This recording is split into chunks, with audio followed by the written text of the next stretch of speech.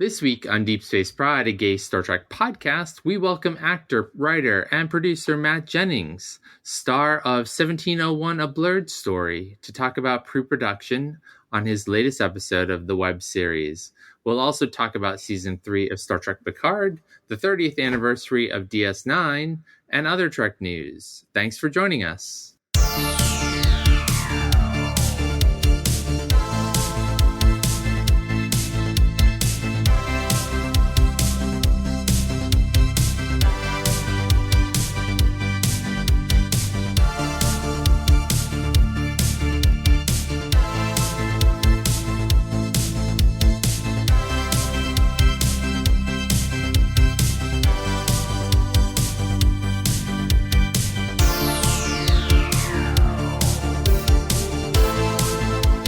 Hey, Johnson. Hey, Mike. How's it going? Good. How are you today? Well, what is it? Today it is Saturday, and we are here because we are dedicated podcasters, even though we haven't released an episode in a month. Whoops. But, we are dedicated to the cause. So here we are, spending our valuable weekend time. Yes, we are. It's been a while. It's been a month or so. It's been a minute. It's been a minute, as they say, but it's really been a month and a minute. Life has been really busy for both of us, and it's been. Yes, we have been busy. I think you've been busier, but that's my perception. Yeah, I mean, I have been busy. Yes, I'm not afraid to say that. Training for a marathon, and that just takes up so much time. I just can't. Besides the dedication that's required to train a marathon, which I have no desire to ever do in my lifetime, just the time suck is just a lot. Like, just the sheer amount of time you need to run, like, say 10 miles. I'm like, no thanks. Right. Yeah, exactly. No, it's definitely time consuming because it's not just the running, it is the getting ready to run, and it's not summer, obviously, so It is still cold, so it's a multi-layer process. So, and you have to pump yourself up for it. You have to get mentally ready. You don't want to go outside. I get it. Yes. And then I also, more often than not, before the longer runs, I have to walk Hamish. And so that's sort of a little bit of my warm up too. So I do kind of warm up myself. The dog. With that. Yes. So yes. So yeah, it is time consuming though. Yes. And energy draining too. Right. So on top of all of the regular life stuff, including work and life and, adoption. 1,000 pages that you need to finish for your adoption process. Yes. The 1,001 questions that need to be answered before they will even let us look at kids. No. So there's just a lot going. Yeah, there's a lot going on in life right now. So. Yeah. Understandable. So it's understandable, I guess, that it's turned into monthly, but hey, it's not ideal. If I would have more time if I won the lottery and didn't have to work, or things like that.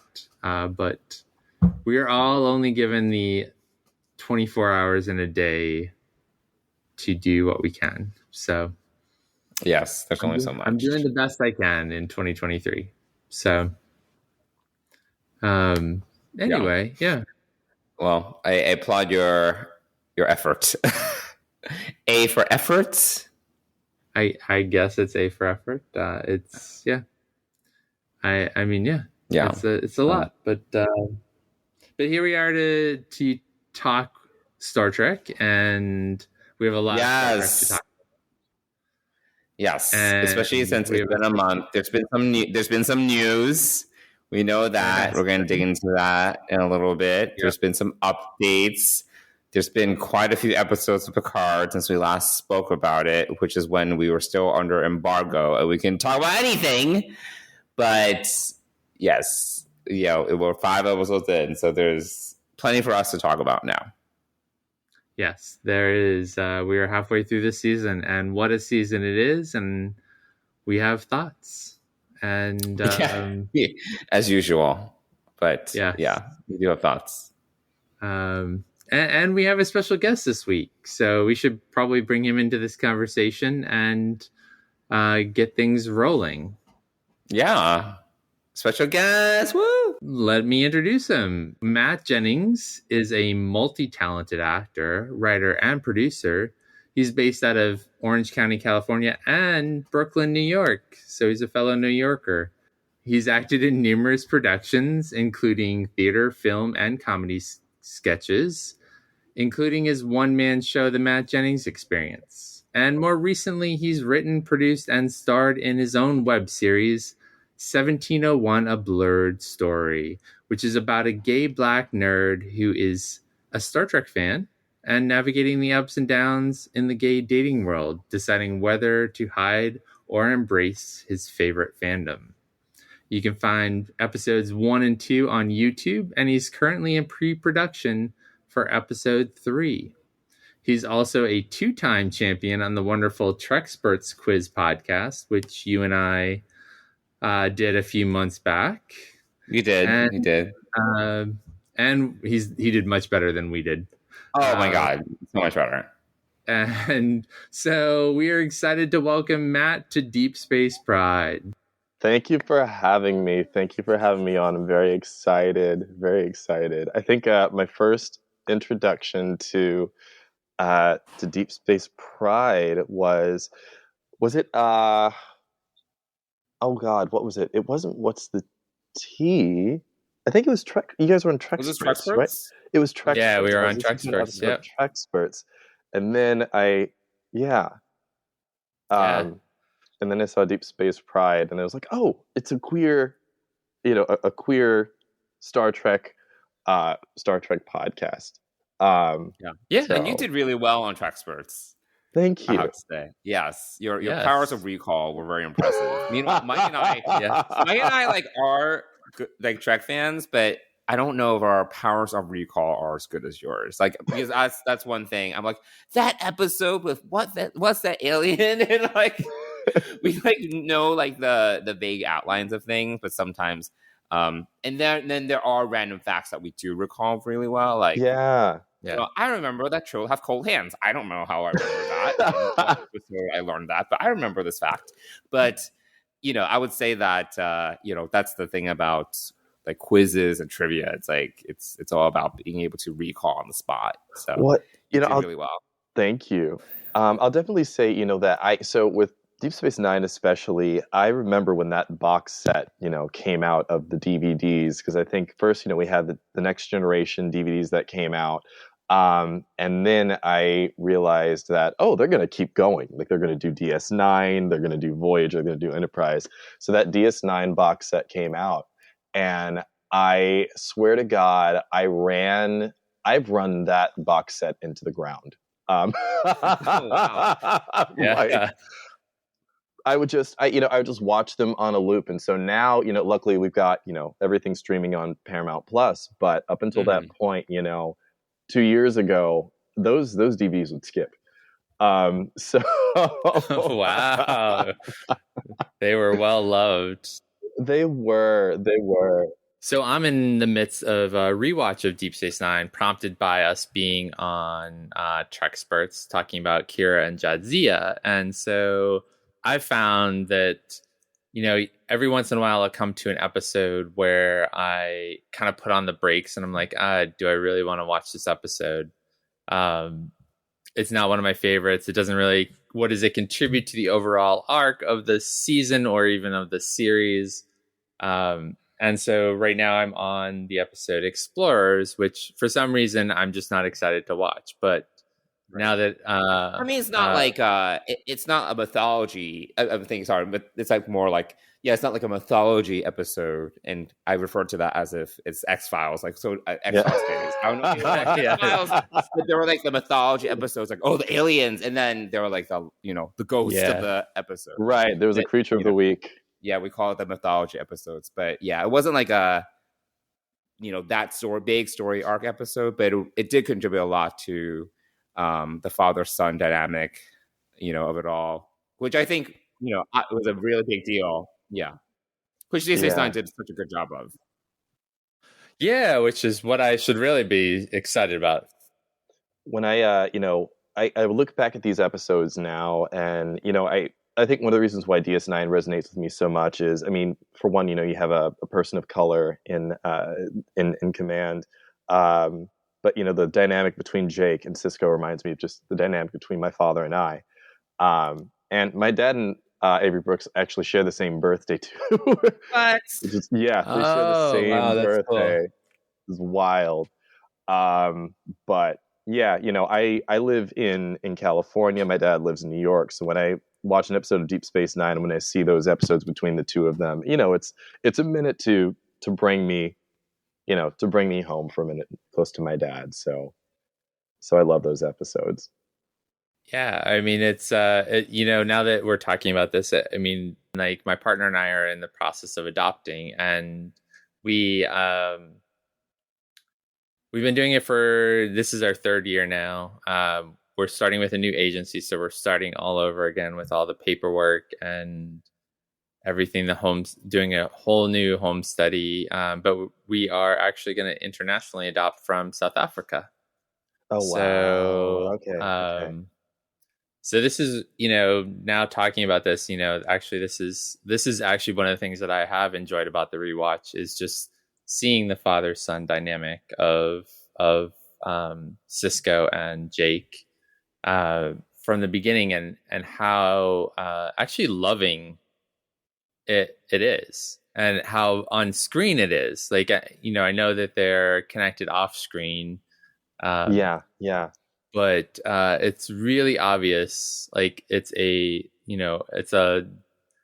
not a love story, but it's very much like just how much it's bringing in parenting into Star Trek, which I think they obviously didn't do great with Next Generation, with Beverly and Wesley, but they did it with Sisko and Jake, and So now I'm more excited to go back and get back on the rewatch train and watch Explorers, because you're right, it is a story about a father and son experience. And I've asked Mike some hard questions, which we did not need to get into, but I've asked him, like, your son is probably going to be black. What does that look like, having a black son in America? And that's the complexities there, I think, are very nuanced. It's I'll say, for me, growing up, I didn't quite understand some of the things that my parents would tell me when they were raising me in those first couple of years, just certain things regarding my behavior. It was almost sometimes, I don't want to say an overcorrection, but they were very much about, pay attention, follow the rules, say yes sir, no sir. It was very much drilled into me about behave. And I didn't quite get it until I got older, and I started seeing certain things with law enforcement. Right. When I had a run-in with law enforcement, that luckily I was blessed enough to walk away from, where other people of color have not been so blessed to be able to walk away from it. And even now, I think I'm slowly becoming aware of more things. I mean, to be very honest, right now I'm in Orange County, and Orange County is, to me, just one of the most conservative cities in Southern California. I can go outside of this house right now and see, Trump is my president on someone's flag. So unfortunately, that home training never leaves you. But you do the best that you can. you know. Yeah, I mean that's a really good perspective to hear. I guess I've heard it referred to, Matt, as the talk. Like your parents have the talk with you, and there's now like books out there to help with that kind of discussion as well. So yeah, I'm very aware of that piece of raising a kid in that, and you know, like you grew up in New York, right? You grew up in Brooklyn. When did you move or were you always bi-coastal? I was pretty much always bi-coastal. So I moved to Long Beach, California with my mother when I was about 6 years old. My dad is still in Brooklyn, New York. And so I would go see him, and I still go see him, you know, for the holidays.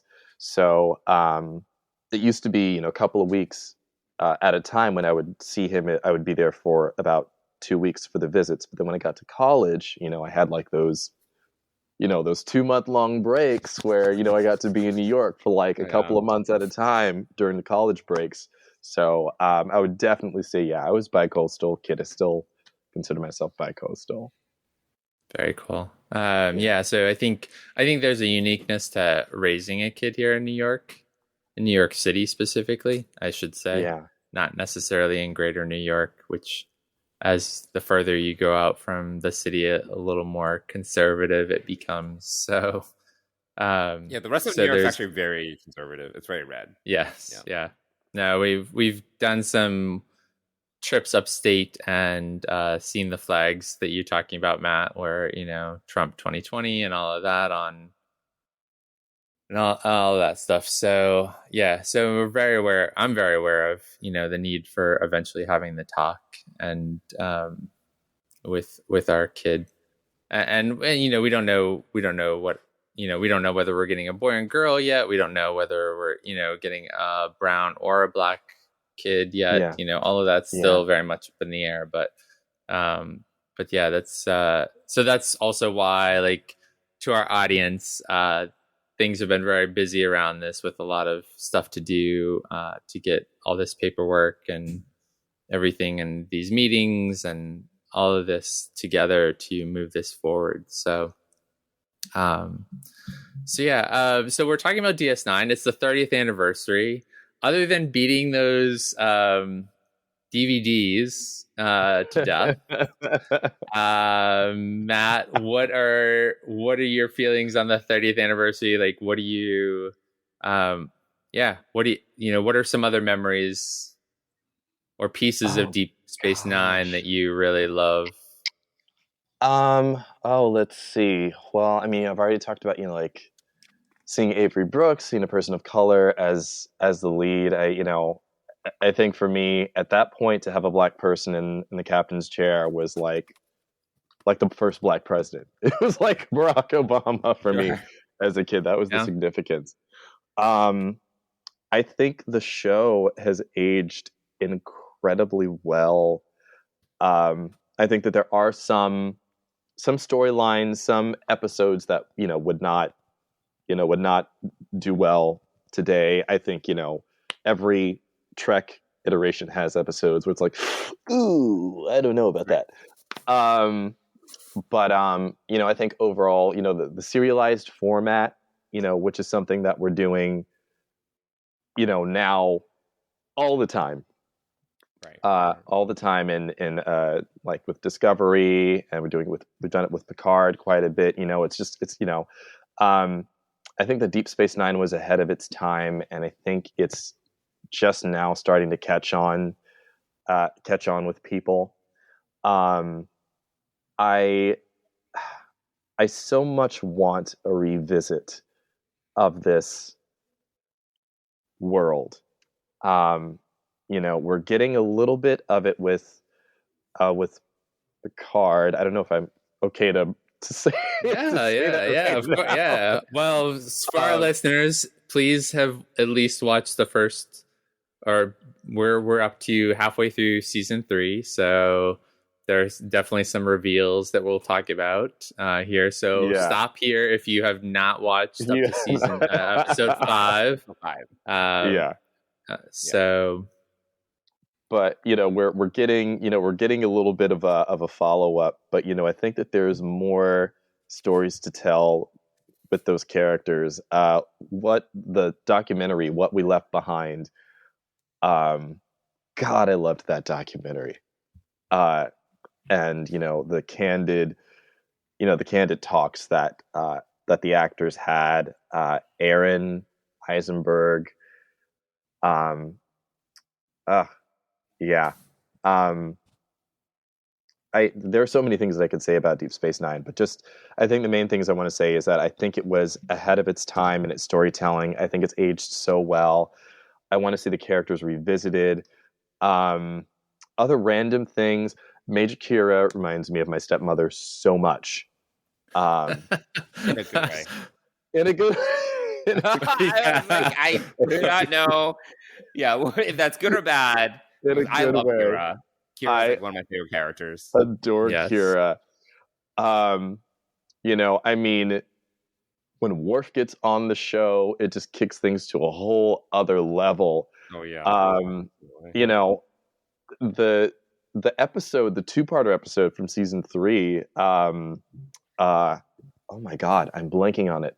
Past tense. Ooh. Oh, past tense. Past tense. Yeah.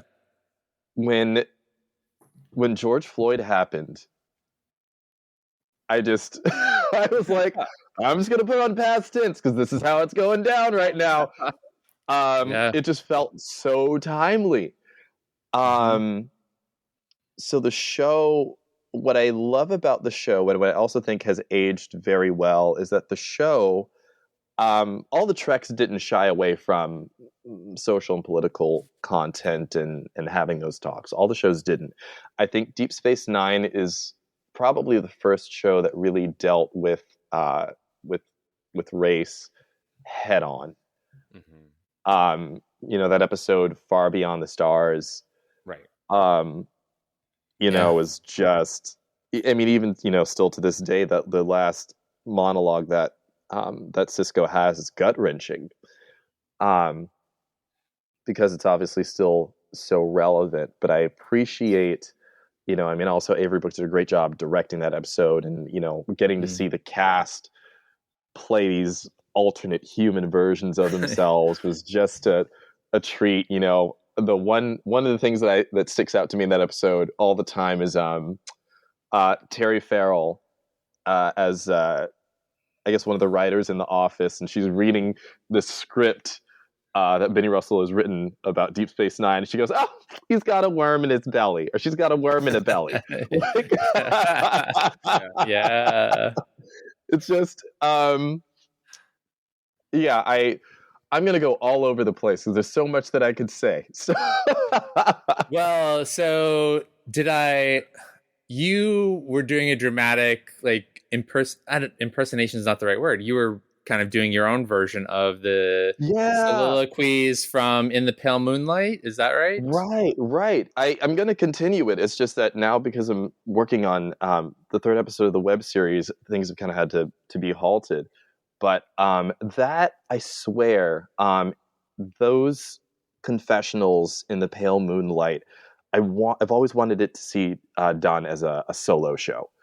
To me, that's I mean, if you add in, just a bit more text to give certain things, context, that's a whole solo. I would have gone to the theater in LA just to watch Avery Brooks perform that as like an hour and a half piece. And I think that's, also Star Trek. I think that's DS9 at some of its best. I think that's Star Trek at its best. Yeah. But yeah, I don't know. I was like, you know what? I'm going to do it. I'm going to film some of this and put it up on Instagram. Why not? Yeah. Why not? That's that was awesome to see you do that, and I hope you do more. I know that you're working on your web series. Maybe this is a good point to kind of talk a little bit about that. Yeah. So the genesis of 1701 was basically, it was a solo show at first. I did a solo show in 2012, and it was called the universe of Matt Jennings, and it was just about my life in these key moments that that I helped to form my identity. And I just talked about how Star Trek was kind of always there in those moments. So I have this moment where I'm talking to my cousin, and I'm coming out, and she's basically like my Counselor Troy. She's like my Guinan. And I'm talking to her about this. I talk about, being exposed to the concept of death for the first time. And, I have this monologue about Star Trek Generations and what it was like to be, 4 years old at that point, going to see Star Trek Generations. And, Captain Kirk, spoiler alert, for anyone that hasn't seen Star Trek Generations, Captain Kirk dies. Spoilers. Yeah. But that was my first exposure to death, was watching Captain Kirk die. Wow. And I remember going home after the movie with my my dad and my stepmom. We're on the subway, and they're really excited. They're like, "What did you think of the movie?" And I'm sobbing on the train. Oh no! They were like, "My God." They told me years down the road, they said it was like we just left a funeral. Like, we felt so bad. But that's the thing, is that that was my first exposure to death. You have this character, Captain Kirk, who is always larger than life, always pulling through these astronomical odds, these circumstances. He'd always pull through, he'd always show up at the end. And this time, credits roll, and that's it.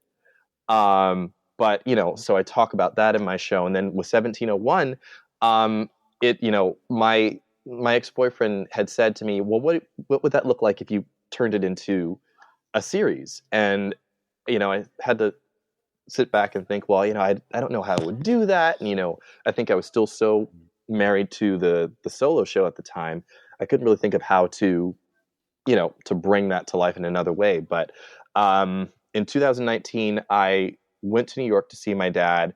And when I came back to California, I came back with the pilot episode. And so, the series itself, it really does try to tackle identity, about being comfortable with yourself. I think that the show is definitely about being comfortable in your own skin and having ownership of that. And also exploring those things about yourself that maybe you don't want to address, but needs to be addressed. In the first episode, basically, I'm on a dating app. I'm trying to get on a dating app, and my best friends, who are trying to push me to get back out there, they say, well, hobbies and interests, we need to put Star Trek in here because you like Star Trek. And I tell them, please don't put that in there. And I'm very ashamed of admitting that I'm a Star Trek fan. But it's because of how I didn't fit in because of it when I was a kid. And so, it's about, again. Yeah. Is that true to your experience dating? Have you avoided putting the fact that you're a nerd, that you're a Star Trek fan, in a dating profile? Is that your own true experience as well? Some of it definitely is. I haven't avoided putting it in my special interests, but I have definitely avoided sharing it, or delayed. I think delayed sharing it is probably the best thing to say. I've delayed sharing it. I've been very passive about it in the past. I used to be very apologetic about it. I'd say, I can show you a Star Trek episode, but, it's not everyone's thing, so you don't have to feel obligated to blah, blah, blah, right? Yeah.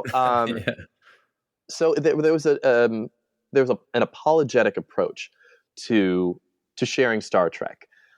And so, the series is about being unapologetic about things like that. We also discuss race in the series as well, racism in the queer community.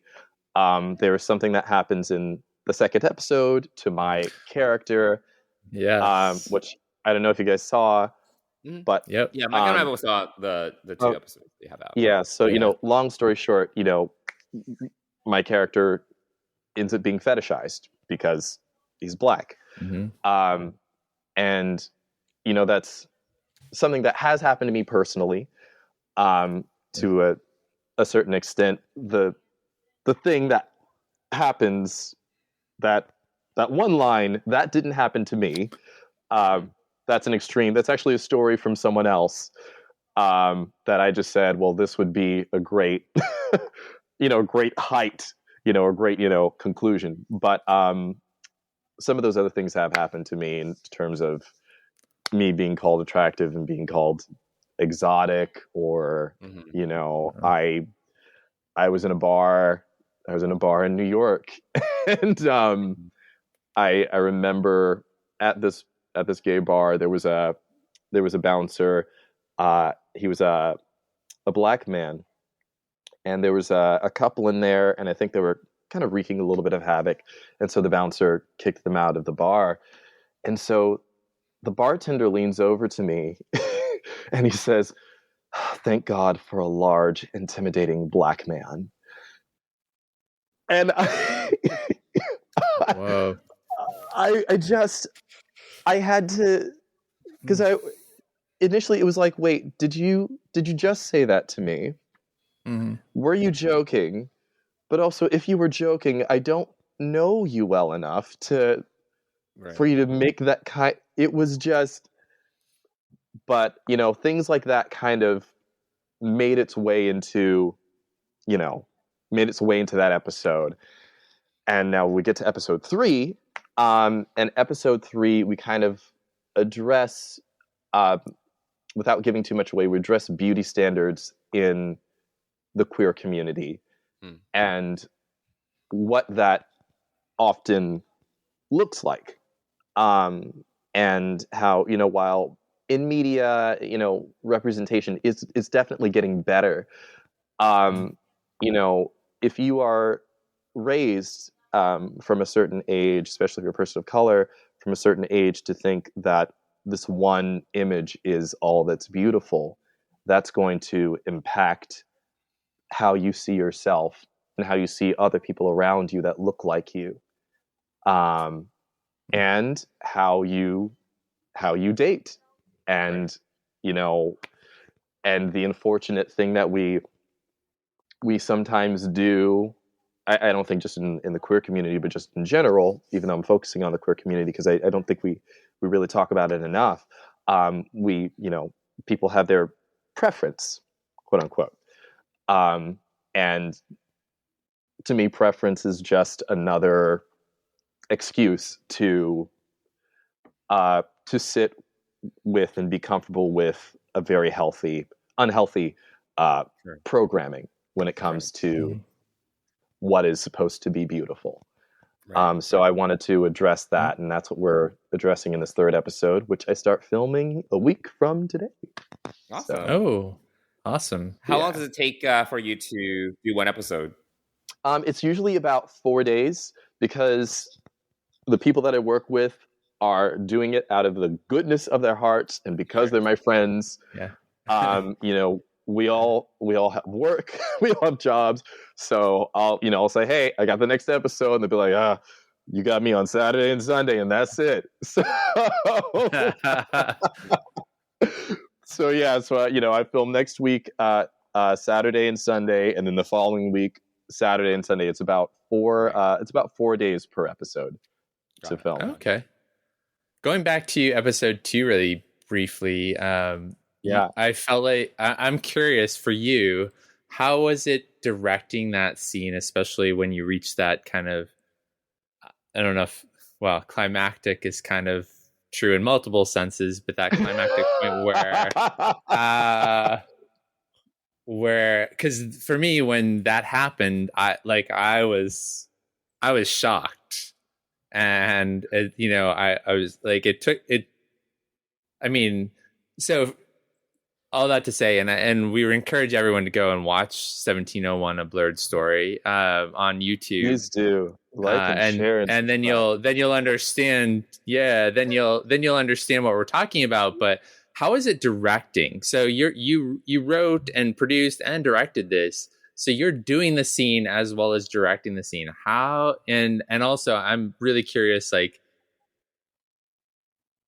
from an acting standpoint, like how did you and I don't remember the guy's name who played Julian. Oh, the actor's name is Joey. Joey. Joey. So Joey's one of my best friends. Yeah. Oh, okay. Okay. So I guess it's good that he's one of your friends. So playing that scene was certainly probably a little easier. But I'd love to hear your experience in shooting and directing and maybe even acting in that scene and how Joey may have felt about it as well. Oh, bless his heart. So Joey, I approached him about the episode, I want to say maybe 3-4 months before we filmed it. I said, hey, I have this episode. This is the content that I'm dealing with. Let me know if you're interested. And, I think, him, being an actor and being one of my good friends. Oh yeah, sure. Of course. Of course I want to be in it. And so, and so, I'd send him the script. And so like a couple of weeks later, I'm driving and I get this phone call and it's from Joey. And Joey's like, this, you want me to say this? And I said, okay, like I understand, obviously this is a very controversial thing to say. But that it's for the purpose of the story that we're telling. There's an obvious reason why we're telling this story. And, when you look at the little clues that are dropped from the beginning of the episode to the end about the character of Julian, you see how things kind of just ramp up to that, that inevitable end. And so, he said to me, if, as long as you defend it, when it comes out, I'm very nervous about this. And I said, it's, this is really for the sake of, for the story, and we're trying to address an issue. It's, you're going to be fine. And so God bless him. He went for it. Directing that scene, it's, itself to that, getting to that moment at the very end. It was really about kind of just him going for it and not holding back, because, I think in situations when you're doing scenes like that, when you're playing characters like that, if you hold back, you're doing a disservice to the truth of the story. And so, again, he went for it. I think, I think, there was a part of me that was nervous about putting that out there, that particular scene. I talked with my friend Emerson, who plays the Spock character in the show. Emerson is one of my very close friends. I've known Emerson since I was like 16 years old. And now we're like 35. And so I said to Emerson, hey, is this too much? am I doing too much? And he, him being the ever so supportive friend, but, ever the honest friend. And, I value his honesty. And he said, no, this is someone's story. You have to go for it. You have to say it. So that was, that was also all the more encouraging to film that episode, to do that scene. So yeah. I really like the setup and how you kind of approached and even how you contextualize what, in terms of the web series, how it reflects your own experience being a Black nerd and how that goes into dating. And I think what's also fascinating to me is that, for me, as I watched it, my takeaway was, based upon my own experiences when it comes to dating and being a nerd. And I think what, in terms of story arc from the first and second episode that really resonated with me was how I think as gay Star Trek nerds, it is niche. There aren't that many gay Star Trek nerds out there. Like, it's not like, it's from the intersection of the Venn diagram, we end up having a very small pool. It's it's very interesting. And I think that, at least for me, you know, when I go on dates or I meet people, there is this romanticized element that they're also a Star Trek fan. And it's like, you know, it's like something I'm very passionate about. And it would be awesome if they also were a Star Trek fan. But I think what's interesting is that is not always gonna be, you know, it's not always gonna be the end all be all. It's not enough, right? No. It's like, and there's all these other variables and factors that play into dating and how you have chemistry with someone and how things will or will not work out. And for a lot of people, you know, like, it's great if you have those common interests and you have those areas that you're already passionate about, but it's not going to take you to the finish line. And I think for me, that's what really like resonated in my head. Yeah. And that's, you know, that's something that's very true, that I think it's even in my personal life, I've learned, in terms of, you know, relationships, in terms of dating. I think for me personally, something that, you know, is always very important to me is that someone has a passion. And, you know, I think that, you know, there are different passions that people have. If it's their occupation, if it is being an activist, and, you know, those things are obviously great. I think for me, I also like those weird, quirky things that you are, you know, ecstatic about, that, you know, you kind of maybe don't want to share, but I want to know that stuff. You know, I've talked about it on another podcast, but to me, it's like, you could love bottle caps.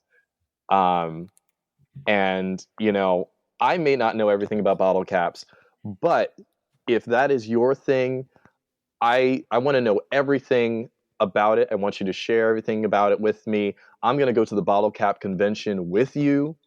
You know, I might like be on the side in the wings, like holding the purse, just looking at you, going, oh, he's getting the grape soda bottle cap. I know he likes that one. That's the one he likes. Okay, good. You know, like I love that. And I want to experience that, you know, that passion, that, you know. Yeah, definitely. Okay. Well, why don't we talk about Discovery, since I do think that is, we started talking about it already anyway. Yeah. So earlier this month, Paramount Plus announced that Star Trek Discovery Season 5 would be its last season, that it's ending the show. And I think we're all a little shocked by this announcement. They told the cast in a Zoom call right before this announcement went out. I saw it first on social media, and then it kind of made its way through other avenues of news. But earlier in that week, there had been another article about Paramount announcing cuts to their streaming platform. And I don't think any of us really thought that Star Trek was going to be affected by this. So it's a bit of a shock. I would say that most of what I've seen online has been shock at the announcement and sadness. You know, and that may, you know, differ depending on how you feel about Discovery. I know we all have different opinions overall on Discovery, but yeah, Matt, I would love to hear your thoughts on this announcement and what you're feeling about it. You know, with Discovery, I think you know, it's not easy to be that show that kind of reboots the franchise again. You know, I think that, you know, with people like Jeffrey Hunter, William Shatner, who were kind of setting the tone for what Star Trek was obviously a challenge back in the 60s.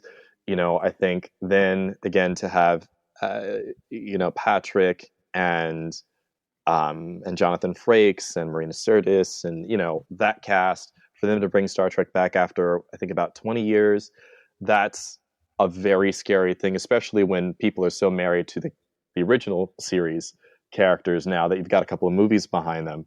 And then to do it again with even the Kelvin movies. I know people have their opinions about that, but honestly, to take on these characters from the 60s and bring them back to life in 2009 is scary. I would be petrified. You know, and then to have Sonequa and the rest of the cast reintroduce Star Trek to television another 15, 20 years down the road in 2017 is also a major task. So it was never an easy, it was never going to be an easy win, I think, to get Star Trek out there. And I don't think it was ever going to be an easy win for Star Trek Discovery.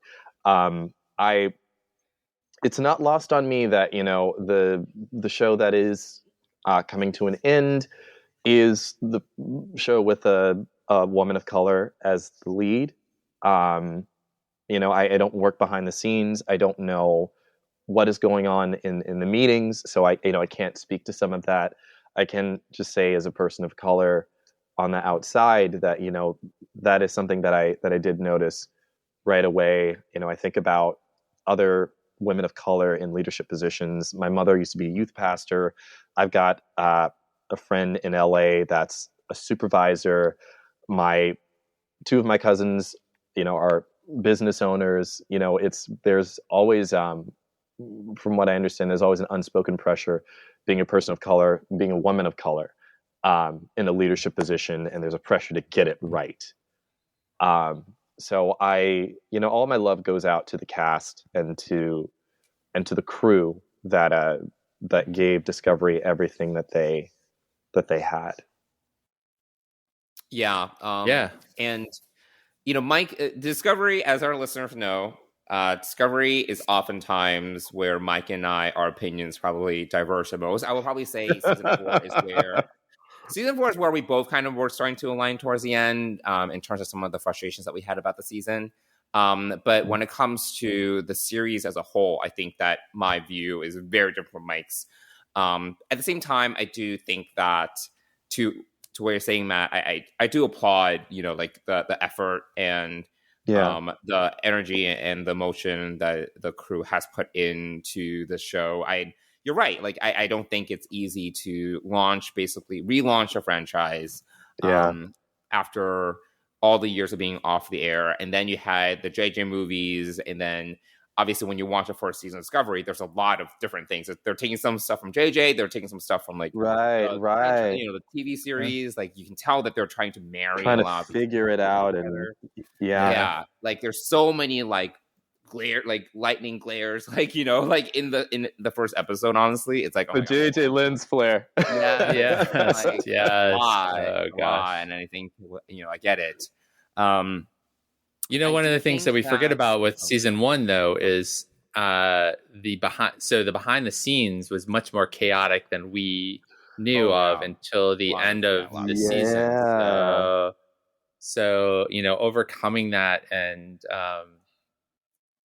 I think is something that at least at the end of that season, when we learned about obviously a very small portion of what was going on behind the scenes, was really shocking to me, at least, probably to a lot of people. But to hear those things come up on a Star Trek set of all shows, I think was the most. Well, I mean, like, I think that the old series, like the TNG era series, also had their fair share. Oh yeah, yes, absolutely, yeah, sure, like a lot.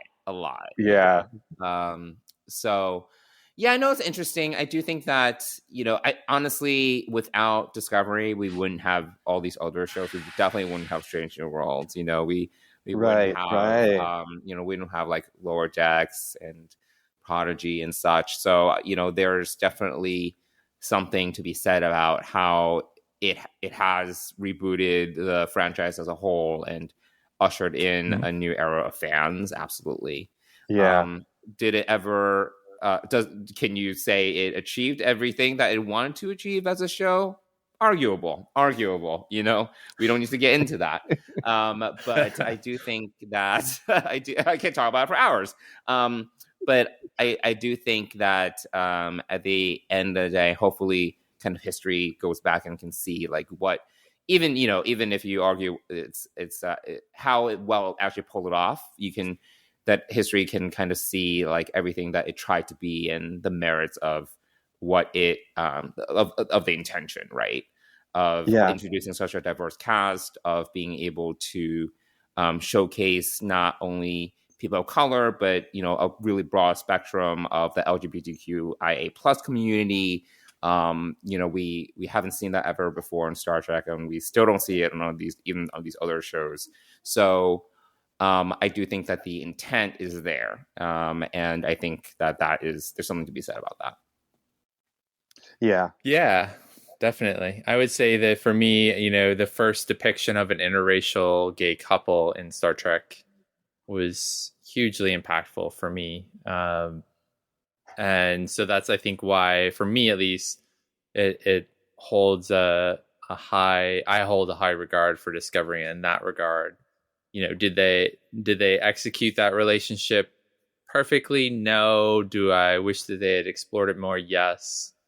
I really, you know, admire the work of Anthony and Wilson in bringing these characters to life. Just as I do, you know, when we added Blue and then Ian in season 3, right? Season 3, yeah. Season 3, yes, yeah. But also, yeah, to more to your point too. I mean, in season 2 we get Pike, and now we have a season and a new one coming soon, hopefully, of Strange New Worlds, and that seems to be the new flagship of the Paramount Plus network. So, you know, there's that honor.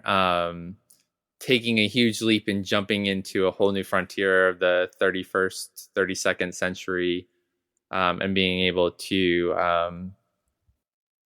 you know, step away from all that may have held it back initially. Like, I don't know that I was ever a huge fan of the fact that we were going back to before the original series and kind of launching this new series there at that point in Star Trek history. But the overall, you know, the benefit of doing that was getting Pike and Anson Mount into the Star Trek universe. So, you know, I wouldn't go back and do that again. But I think, you know, the challenge that Discovery always had is they had such a great cast, and they, you know, a great supporting cast, and it never really became, it had the opportunity to, and never did become the modern day version of Deep Space Nine, to be honest.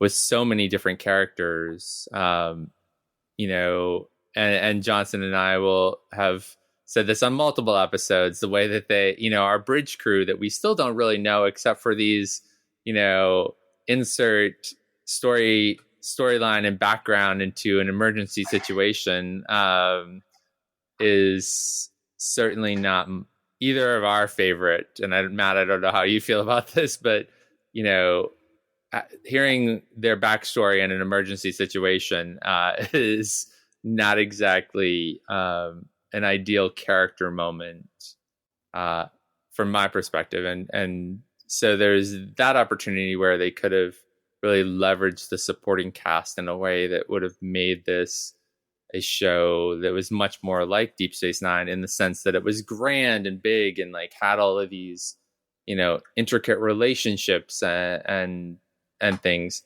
And instead, what I feel like they focused on was this big grand. They took the arc of a season and, you know, and went 1,000 times bigger with that arc, and that's what they focused on. And yeah, it became more like driven by the mystery box and the threat to the galaxy, and you kind of miss the character driving moments, because that's what Deep Space Nine, I think, balanced really well. There was like, yes, there's incredibly well, but still character driven, you know, like so character driven in terms of the storytelling. I think Discovery just never quite found their footing when it came to balancing that, because it's much more about trying to unpack the mystery box, trying to go on that fetch quest to find the next piece of the puzzle, and the characters are along for the ride, versus the other way around, you know. And I think that's unfortunate. I appreciate the serialized storytelling piece of it, and appreciate the very kind of like this is what I think, I said this before, this is what Lost started back in the day in the early 2000s, where it was like, you know, and I think Lost did really well, where it was like this big mystery of the island, but every episode was character driven.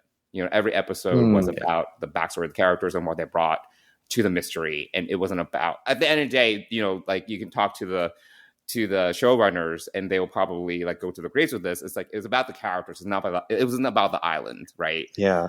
And I feel that Discovery just never found that balance.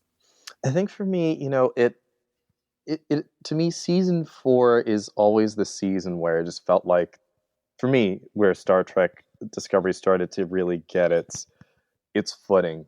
I think that there are character moments between Michael Burnham and Woshikun, which I'm probably butchering the name, but I'm going to get it right. No, I think you're saying it right. I think it is the Woshikun. Okay. Yeah. Or if you want to go short. Yeah, I think that there are great moments there. I love the Saru and the Serenum. Yes, like I like their little connection. I thought that was very interesting. I mean, I even thought that seeing where Tilly ended up, I thought that was an interesting process as well.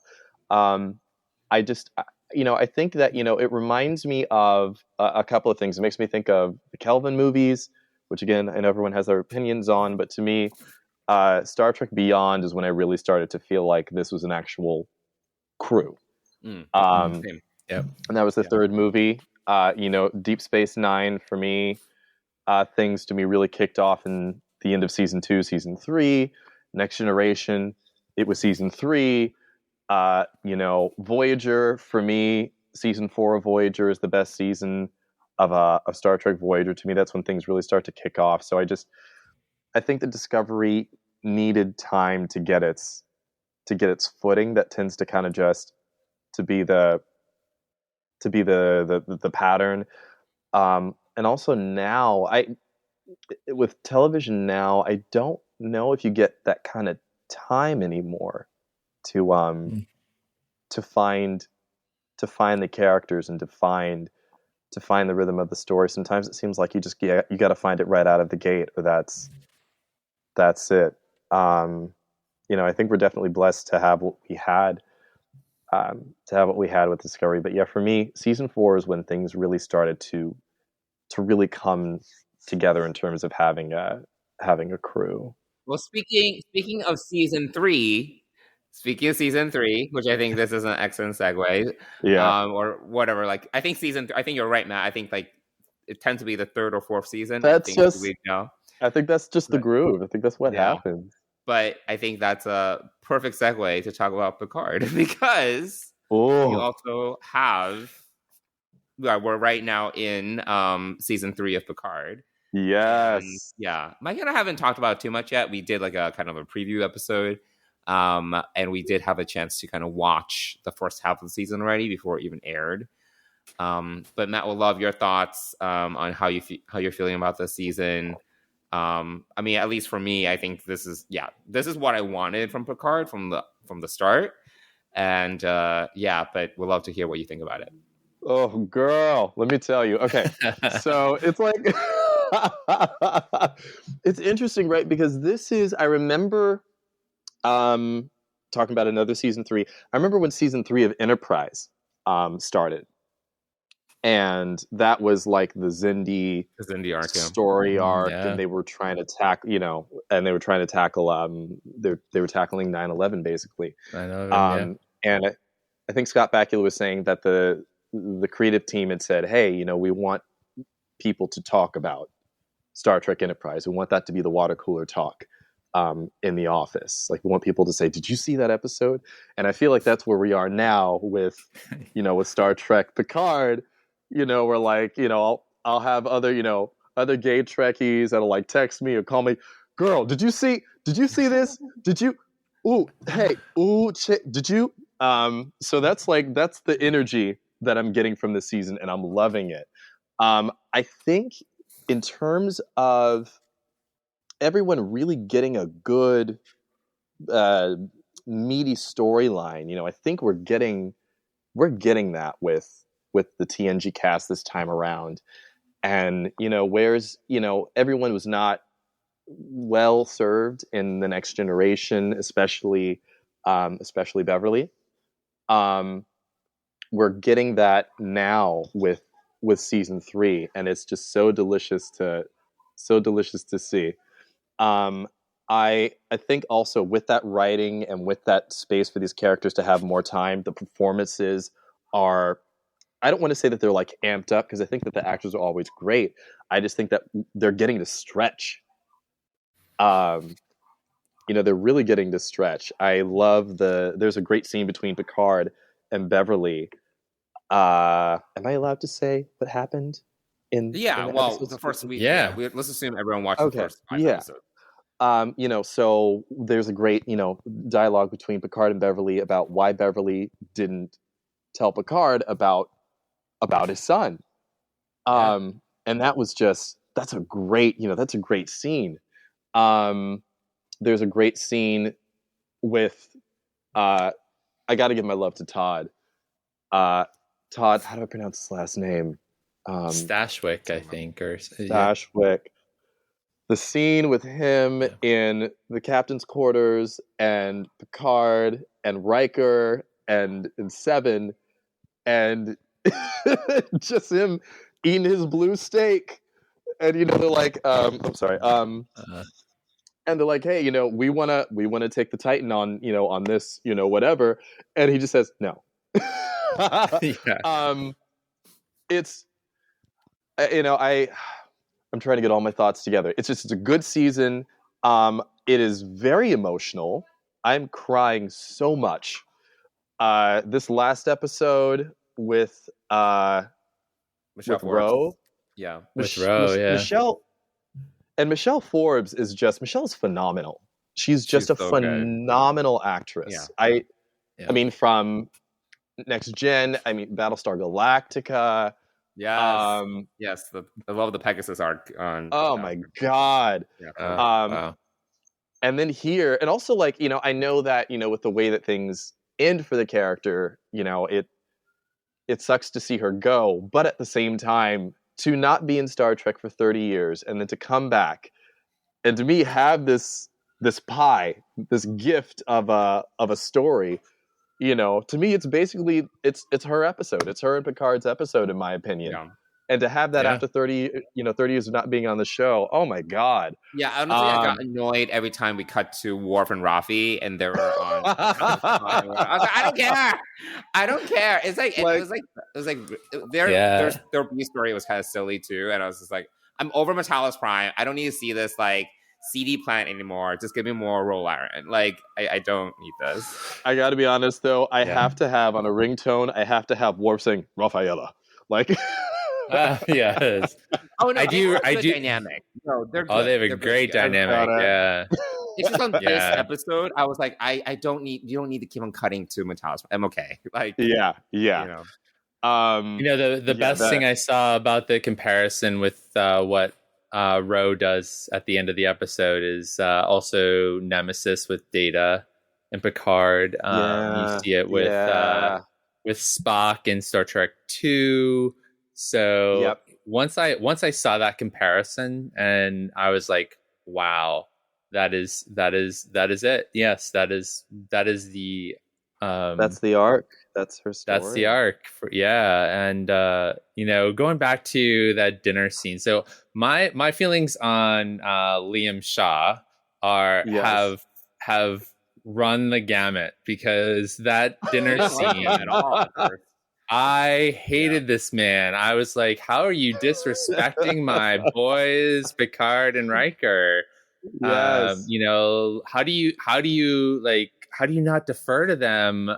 These are living legends, and you get to have dinner with them, and you're being the biggest dick in the world to them. And did you find the whole thing where they reveal that he was at Wolf 359? Did that put the pieces into place? Do you feel like his reaction then was then much more reasonable? Yes, but he's yes. Once you see that, and that's also an amazing soliloquy that that has been put up on social media, and it's just I've watched it so many times now. But and I love it. I think it's a great, it explains everything. And if you if you do pause, you hadn't watched ahead yet, and I was like, "There's a reason," and you're like, "I can't see a reason." I don't care. I don't care. I was like, I don't give it like another couple episodes. Like they. Yeah, I know. I know you were. I remember you were reminding me of that. But also, just for both. I don't know if you've seen it, but if you freeze the closing credits, you see there's a blurb on the screen about the USS Constance, thank you. Yeah. So there's that piece of it. But yeah, I felt, there are two things. I love the soliloquy. It does explain why he's a dick. Totally get it. I'm still a little pissed that he's ruining the moment with Jack and Jean-Luc, but it is what it is. And then at the end when they leave, and he's like, that's where, what did he say? Something to the effect of, at some point in life, I became an asshole, like asshole replaced graciousness or something. Those aren't, that's not the exact something like, it was like asshole became like a replacement for charm or something like that. Yes, that's it. Yeah. I think, if you're doing like a character study, I don't know what Todd did with his process. I would love to know because I'm loving his performance. But there's sometimes when you're doing character work, you find like a line that helps you kind of put things in perspective for your character while you're doing all the other work as well. Yeah. To me, that line is one of the things that if I were approaching it, it'd be like that's something to think about every time. So that would be like, you get your character sheet and it says Captain Liam Shaw, and then it has that quote right underneath it, and that's sort of what you base the whole character. / you have no respect for living legends. You don't have the time for it. You're an asshole to your first officer. Because of that, also because she was a Borg, previously a Borg. Which I love Jerry Ryan, and the way that she's phenomenal this season too. I mean, everyone cannot fault anyone's performance this season at all, but I feel for her the hardest because she's I feel like she's stuck with an asshole captain. And, the options are resign and leave and go back to the Fenris Rangers or, stick it out. And, I don't know about either of you, but I've worked for some assholes before, like Liam Shaw. And on more than one occasion, I have said, peace out, I'm out of here. Can't deal with this anymore. So, yeah. I'm definitely feeling for her character in this season, and Ed Spaliers is doing an amazing job as Jack Crusher. Yes. Can we talk about the music of this season for just a second? The music, amazing! It is giving. I hear everything. That music is giving. It's giving Wrath of Khan. It's giving motion picture. It's giving. I mean, obviously, there's the First Contact theme that's in there as well. Just a little bit. Just a little. It might be a little too much First Contact, but I love First Contact, so it's fine. But sometimes I'm like, there's probably a little bit too much First Contact. Like between the intro slate that they have now, which is I never liked Jeff Russo's theme personally, so I'm glad they got rid of most of it. And then between that and then you hear the First Contact theme in the beginning and then credits. It's like, okay, I get it. You love First Contact. You guys love First Contact. But the music's great.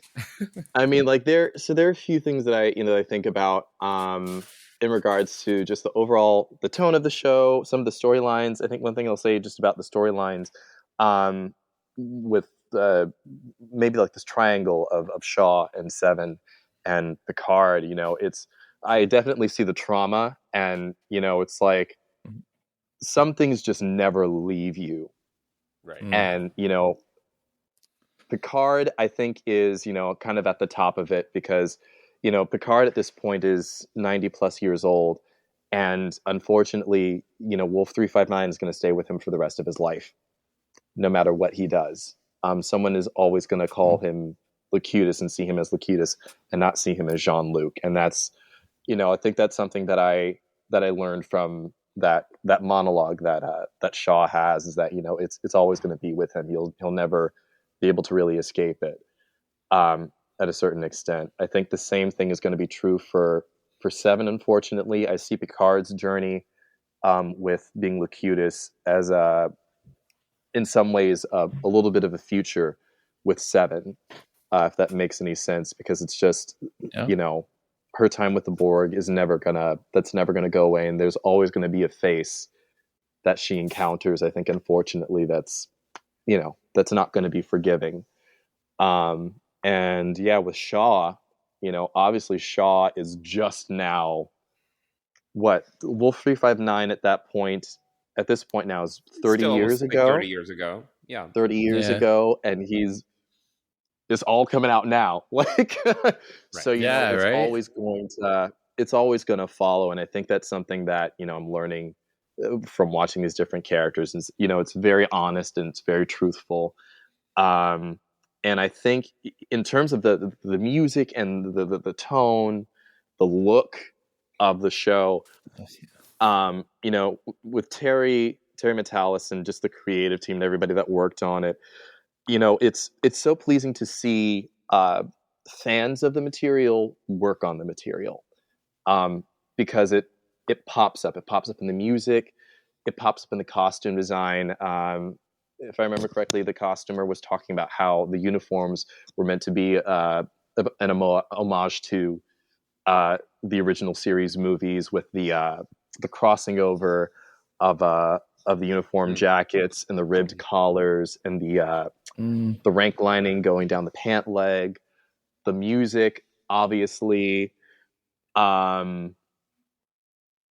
Yeah, it's just, you know, it's nice to see fans working in the universe, because you can see the love in the work. I think the same is true for Lower Decks, most definitely. Absolutely. Yeah. You know, I remember I got to go to a screening of the first couple of episodes of season 2 of Lower Decks, and I got to talk to Mike McMahon. Ooh. And yeah, and awesome. Nice. It was like talking right now, because he's that kind of fan. He's that genuine in spirit, at least from that, you know, that interaction that I've had with him. He's that genuine in spirit that he just loves the world, and he's a fan like us. So when I can see the love showing up in the work in these different shows now, and it's so nice to see, and it makes me feel more invited into this world that I love so much. Yeah, I mean, it's been great to see also, like, you know, Dave Blass, the Akutas are back on set, but everyone is sort of deferred, or they've deferred their recognition to the next generation of people who are doing the things that they are doing. And then they're sort of more like consultants or mentors to this next generation of creative people, which I think is really, really cool. Because you don't see the Akutas in the credits. All the, you know, everyone is, or, you know, Doug Drexler, all of his Starship designs, you know, he's, you know, it's amazing to see all these people that have worked on this series, on Next Gen and everything else for so long, and come back and be mentoring and also contributing and just having a great time with it. I think is so refreshing. And I'm like, you know, in my head, I'm thinking, you all know that you have like this magic in a bottle with season 3. Like, one, I'm like, why couldn't we have done that with season 1? But also, you know, and had 3 seasons. That's why. Oh, that's right. Yes. he didn't want to redo like what a TNG season 8. He part wanted 2. like Yeah, completely different. That's I blame true. it all You're on right. Patrick Stewart, to be honest. Like, I blame what we got in season 1, season 2, like of Picard, which I despise moderately, on Patrick Stewart wanting to just do his own thing, which I get, like I get that for season 1. I don't know that we can blame him for season 2. I don't know, like season 2, and I don't know. Kinda. I don't know who's to blame for season 2. That's a trajectory that he set, right? Like for the series, not the franchise, the series. Mm. So I feel that season 2 is when they started to pivot, and that's when they brought in Q-Back, and then, but I don't know, they were kind of poor, so they could only film in LA. I'm like, I don't know. Well, I mean, that season was also, it was filmed during the pandemic, right? Yeah. I'm also, thinking that, I'm wondering, I mean, again, I don't, I'm not in the creative team, but, I know it was centralized in LA. And so, I know at that point, no one was really going out of. That's true. That's a good point. Out of the country. So. I hate LA, so I'm like, oh my god, like 7 episodes in LA, just running around LA. I'm like, oh my god, like get me out of Johnson here. is, just so you know, Matt, Johnson is a hardcore New Yorker. Yes, like East live Coast, and Coast, die. Switch, whatever. He's going to die here in the city in his apartment. Yeah. I get it. Listen, Los Angeles. I lived in Koreatown for about 7 years, which is like, more or less downtown LA. And I think my time in downtown LA, I'm very blessed because I've made some great friends and connections there. And so I'm able to now separate the people from the place. Sure. Well, if you have a good community, it's like, it doesn't really matter where you are, right? Like, right. Yeah. Whereas, I would not go back there now. I would not move back to LA, but sure. I'm glad that I met the people there that I did. Yeah. Anything you're looking for? Like, what do we? So we have, and I don't remember the next episode. So I'm operating from. I remember. I know. You remember everything. But Matt, anything you're wanting to see in this second half of the season that you know? Oh, I want so many things. A lot happens in episode 6, but I can't talk about it, so it's fine. What I would like to see, because I want another Deep Space Nine follow-up show so bad. Yeah. I would love to see. I would love to see someone else from DS9 show up. I remember when I saw when Worf and Rafi were talking about their handler. I was sure it was going to be Julian working with Section 31. That was like, I said, it's Julian. I said, I know it's Julian. It's Julian. And it wasn't Julian. That's fine. My feelings aren't hurt. I'll be okay. We got Ro Laren, so we got Ro. We got Ro. I want just a little bit more Deep Space Nine people to show up. I love Nana Visitor. If I could see Mama Nana show up. I think what I would want to see in the next few episodes, because I'm also an Avengers fan, I want like that Avengers team up of everybody with the Next Generation cast where they really just get to be that crew. Like, I mean, I'm sure that we're going to get it, but that's something that I want to see. I know that the creative team has said that, this is like also passing down to the next generation. So I very much want to see this be, the end of this story be, there's more, and just a door left open. That's, I think more than anything, that's what I want to see. I just want the door left open for more of these characters to have more time, more stories developed, or make another Deep Space Nine show. That's all. That's all I'm trying to say. That's all I'm trying to get out there. That's all I'm trying to get out there. Yeah, I think we're hoping for a repeat of what Discovery season 2 did, which was create Captain Pike and Spock and number 1, so Una. So let's hope that this also spawns that sort of next generation. I mean, Ed Speleers is excellent. Who wouldn't want to see Jack Crusher back? He's not, he's good on the eyes and very sadly straight and married, but with kids. But anyway, okay. But we have a really, really diverse bridge crew with with Geordi's daughter, the Bajoran. We have a Vulcan. I'm not sure what our engineer is, but they are a non-binary actor, I believe, playing a non-binary character. Who's the engineer? I don't even remember. They are the one with I don't know what species they play. The one with it's not. It's obviously not the Vulcan. It's the opposite side of It's not the Bajoran. I know the one you're talking about. It's like she's got green makeup right. Along their forehead. Yeah. Okay, I'll have to look it up later. Yeah, I'm pretty sure I follow them on Instagram now. But also, Lieutenant Tavine, a Vulcan. Interesting that everybody's bald and all these characters are bald. I'm not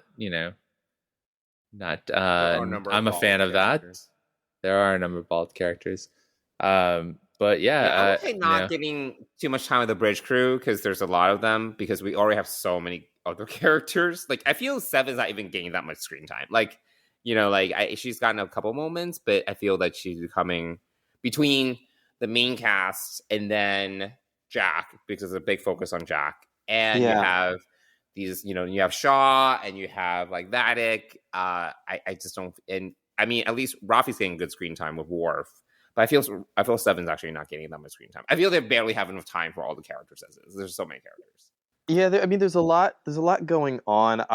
In terms of Seven, what I think is going to actually happen, I still want my Deep Space Nine spinoff show. I know I keep saying it. I know I keep talking about it. I have a feeling that we're going to get a 7 of 9 spinoff series, which I would also be. I wouldn't mind. I would be fine with seeing her in, as the captain of the Titan, and seeing her go off on it. That would be fine with me.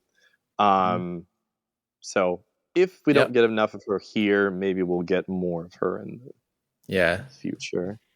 Well, and there's also this talk about a Rafi and Worf spinoff, which Michael Dorn has been a huge proponent of a Worf series for the last 20 years. Yes. And he is he's the actor that's been in Star Trek the most of any other actor. He's been in the most episodes. His character's gotten number one in character development over all of these years. And it's wild when you think about his he was also in the Undiscovered Country. Right. Yes, as his ancestor of himself. Yeah. Like Michael Dorn, I remember him talking about Worf and playing the character of Worf, and I think initially there wasn't a lot given to Worf in the beginning, and he was kind of just there. I think he was the smallest character out of all of them. Yeah. And so now to go from that to being, spanning across movies and series, I think that's a beautiful story. You go from this to now you're the most beloved and the most known. And playing like a samurai warrior now. Very zen, violent and zenness all in balance. It's so good. It's so good. Yeah, I was talking to my dad about it, and I was like, you know what? With everything that Worf has been through, and you know what? Yeah, I see. Yes, he would be. This is where he would end up. It makes total sense. I can see it. Yeah. It's great. Michael Dorn is a fantastic actor, and he's done so much with Worf, and I'd love to see it all in one series somehow, or but I think asking for multiple spinoffs out of this is going to be hard to, especially given the recent announcement about Discovery, and also the overall cutting of streaming climate now. Yeah, exactly. Yeah. So, and if you watch the Ready Room, Michael and Michelle were on this week, and Michelle, when they recorded that, Michelle had just finished her ADR of the last episode, and she said it was emotional, saying her final lines goodbye. Again. Yeah. So we've got 5 more weeks to this though, and everyone online is saying make sure you let the creators know, make sure you let the studio know, all of these things. So, which I think happened. That's what happened with Pike, and now we have Strange New Worlds. Right. And Anson, he charmed all of us. He did. Yes. Damn it, that man. Yeah.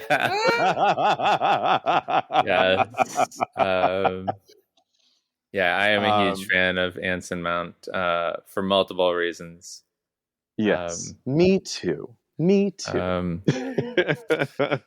So well, any other thoughts on Picard from anybody? I think one last thing that I'll say is that I know that one of the lines that was in the trailer, and it's in the first episode as well, is that Jean-Luc has a line about saying, I'm not a man that needs a legacy, and it's very interesting. I mean, we see that kind of flipped on its head with Jack Crusher coming in, but I think we also saw a little bit of it with this latest episode with Ro Laren as well coming in. It, to me, is like a daughter figure as well. It's like, okay, well, here are the things that you've kind of left. Here's what you left behind. I keep bringing it back to Deep Space Nine. Deep Space Nine. Sorry. I promise. You do not need to apologize for that here. We love Deep Space Nine. I should probably just say right now, Ira Stephen Bear and Ron Moore just told me to come on the show and push a new Star Trek Deep Space Nine. Because that's what's happened the whole time. That's why I'm here. No, really, no. And hopefully you will be playing a part in this series, Matt. Hey, speak it into the universe. I love it. I love it. That would be amazing. That would be amazing. We could say we knew you when we had you on our podcast before your starring role in Star Trek. Johnson, any other thoughts on? I know you remember the next episode better than I do. So, any other thoughts beyond that you can? No, I feel we talked about most of it. Yeah, I'm excited for. I mean, the next episode kind of leaves us for wanting more. So I don't really want to talk about it. I'm really excited to see where we land with things. I do have a feedback for this season, as I usually do.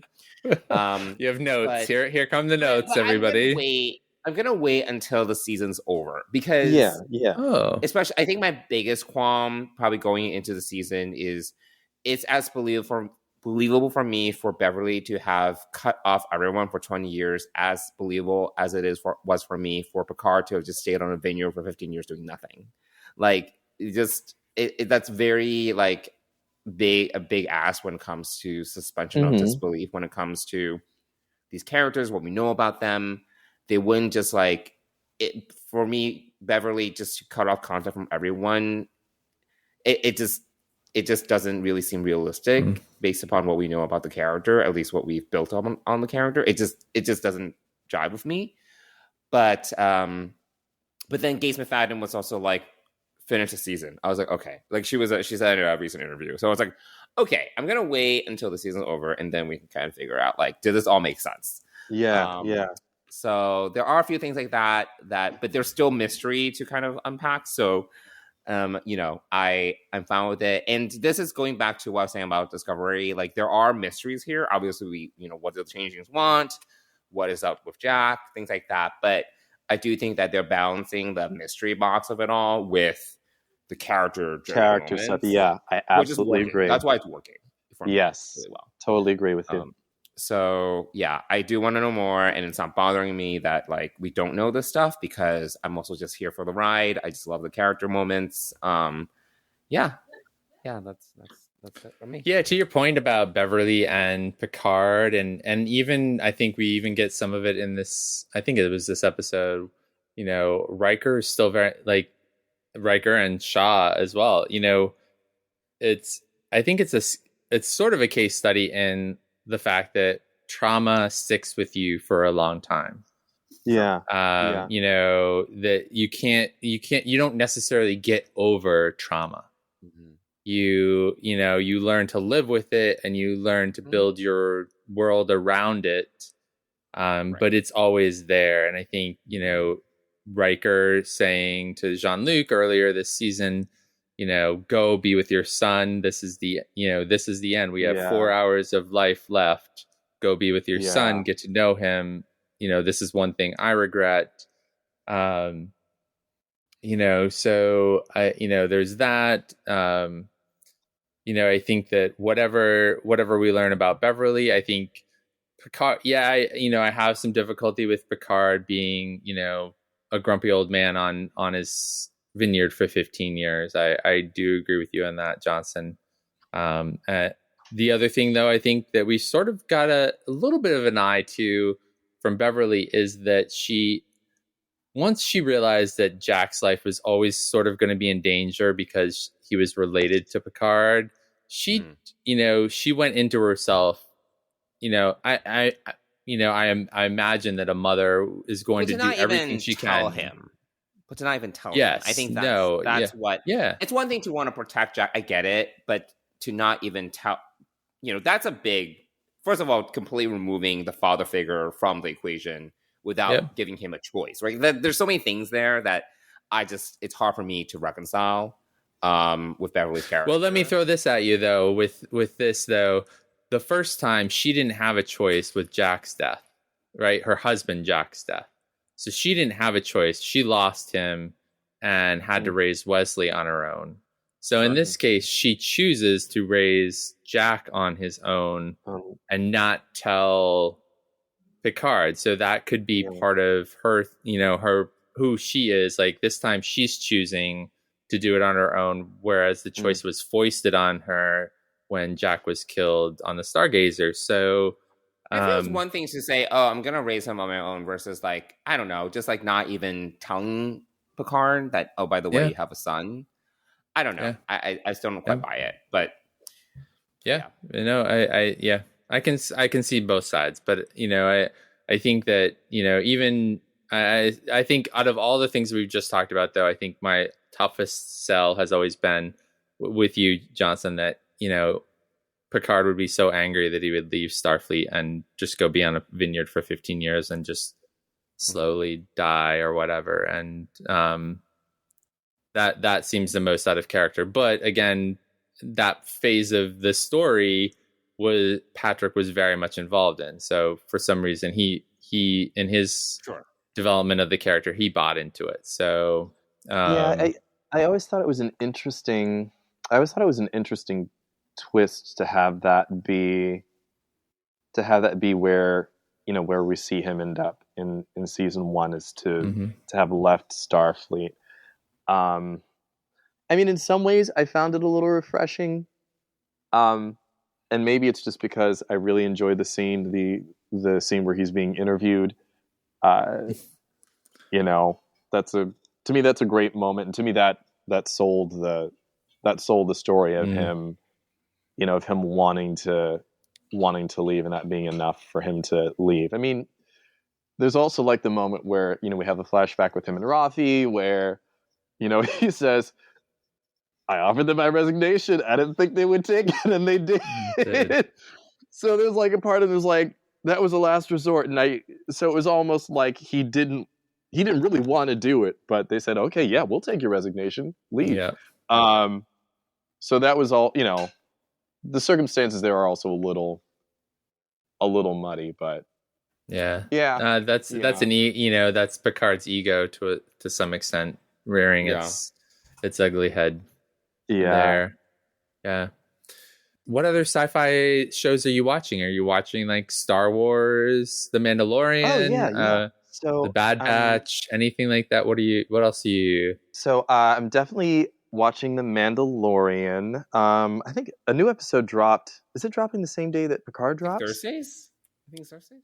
Is it right? Is it like Thursdays or is it Wednesdays? Wednesdays. They drop their episodes on Wednesdays. So oh my God, God, we are such spoiled nerds right now. What a time to be alive. So yeah. I'm watching Mandalorian. I'm a completionist, so I'm trying to catch up with everything in the MCU. I watched Doctor Who. My friends David and Melissa. Excellent. Yeah. My friends David and Melissa. David is actually the musician for 1701. And his wife Melissa is also a phenomenal actress. Anyway, so I started watching Doctor Who with them a couple of years ago, and so I've been watching Doctor Who. I think I'm coming towards the end with Matt Smith right now. That's where I'm at. Oh, okay. That's good. And is there any other sci-fi stuff that I'm looking at right now? I think. I mean, those are the big three: Doctor Who, Star Trek, and Star Wars are what I grew up on. And and you're right. It is a plethora of riches right now. It really is. A lot. Yeah, what a time to be alive. And also, I'm happy for this younger generation coming up that they get to not feel self-conscious as much when it comes about to being nerds. Yeah, confessing their fandom. Yeah, because it seeped into just big culture, so it really did. Like everyone's like a nerd to some extent now. I think if you watch like a Marvel movie, you're a nerd. So it's like whatever. Right. Like everyone's kind of, everyone's owning it a bit more than they used to. I think, what Comic-Con was like a big help with that too. Yeah.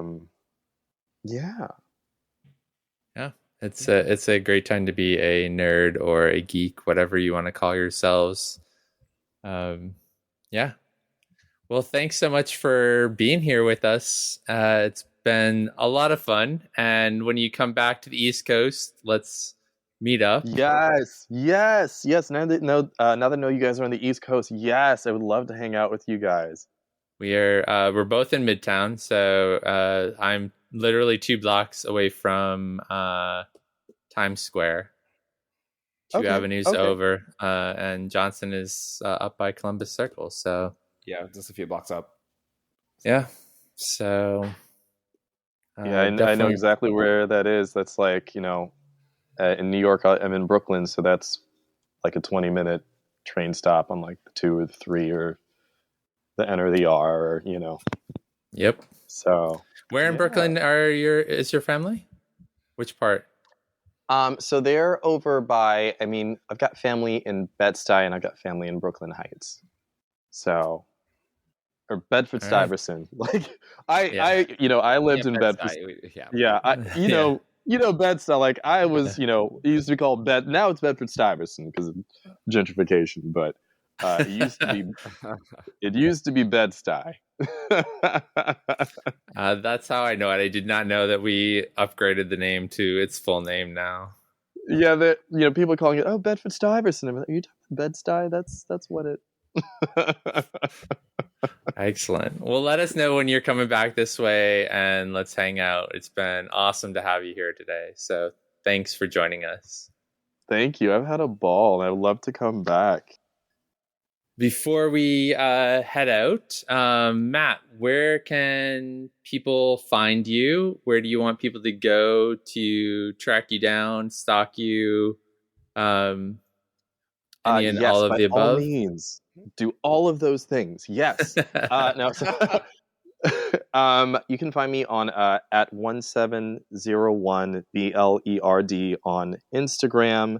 You can also, there's a link to episode 2 of 1701 there, but you can also find the first episode in that drop down when you go to YouTube as well. You can find the first episode of 1701 as well. Please watch them. Let me know what you think. If it resonates with you, like it, share it. Genuinely, I want people to watch it. I tried to make it for queer nerds of color. So please watch it. Please tell me what you think. Find me, stalk me. Don't stalk me. Find me. Yeah, don't. We want to take a moment to thank our sponsor, Fansets, who is the premier sponsor of the Trek Geeks Podcast Network and Deep Space Pride. This month, they have some really great new pins out, including a new Star Trek The Next Generation Ensign Delta. I didn't know that there was a separate Delta for... I didn't know that was a thing. Either, but apparently there is.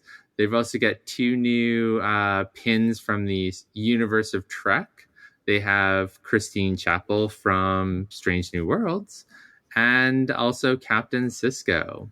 And then they've got 2 new mini pins, one of the Motion Picture Delta and one of the Strange New Worlds Delta. And a few other new things, which are, amazing as always. Oh, and then I don't know if I've talked about it, but they have the 40th anniversary, 40 years of Star Trek II, The Wrath of Khan. So a lot of great pins to check out. So head on over to Fansets, put a bunch of pins in your cart. And if you spend more than $30, which is pretty easy, everyone, you're going to get free shipping in the US. And if you use the words Trek word, it's a singular word, Trek Geeks, all one word, at checkout, you're going to get 10% off your order. And we want to thank Fansets for being the premier sponsor of Deep Space Pride and the Trek Geeks Podcast Network. Thanks, Fansets. How do fans get in touch with us, Johnson? Yeah, well, we would love to hear from you. Maybe you have some comments for Matt and his web series. We can definitely help relay the message if we don't feel like contacting him on his socials. But you can email us at dspacepride@gmail.com. And you can also find us on social media on Twitter and Instagram at dspacepride. And we would love to hear from you. Well, another episode in the can. And yeah, another one. We'll see if I'm still alive by the time we publish our next episode. We'll see what happens. We'll see. It's touch and go depending on the day, the week. Yeah. Even the time of day sometimes.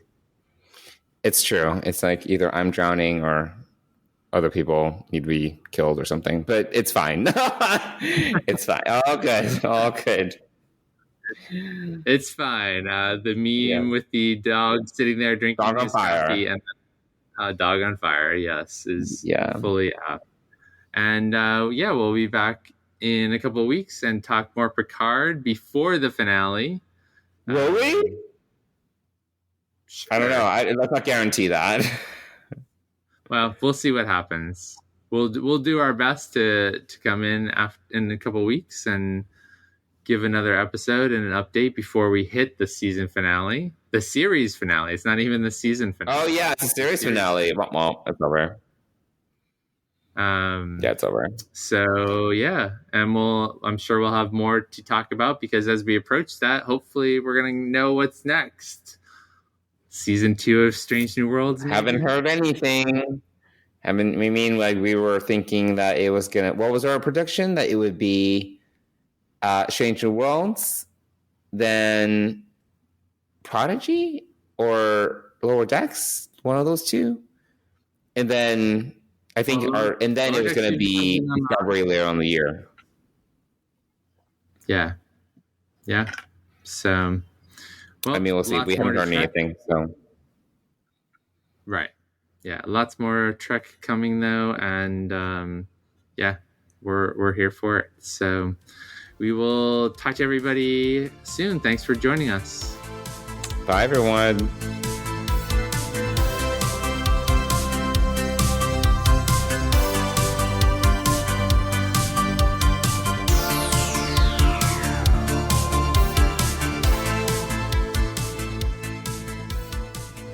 Space Pride is a production of Coconut Media Works. Executive producers Bill Smith and Dan Davidson. For more great Star Trek discussion, discover the other shows of the Trek Geeks Podcast Network at trekgeeks.com or find us in Apple Podcasts, Spotify, or your favorite podcast app.